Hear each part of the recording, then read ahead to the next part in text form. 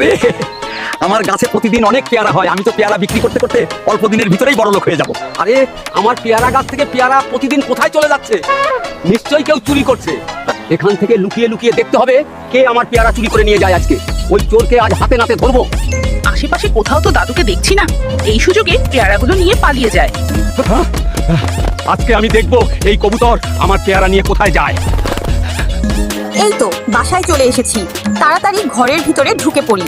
ও বুঝতে পেরেছি, তার মানে কবুতরটি মা হতে চলেছে, এই জন্য খাবার সংগ্রহ করে রাখছে।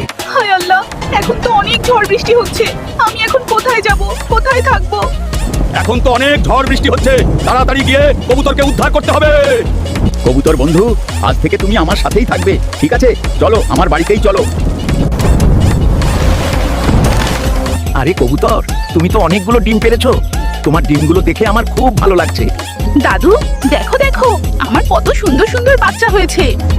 দাদু তুমি কাঁদছো কেন? আমি কাঁদছি কারণ সবাই আমাদের ভিডিও দেখে কিন্তু অনেকেই লাইক সাবস্ক্রাইব করে না।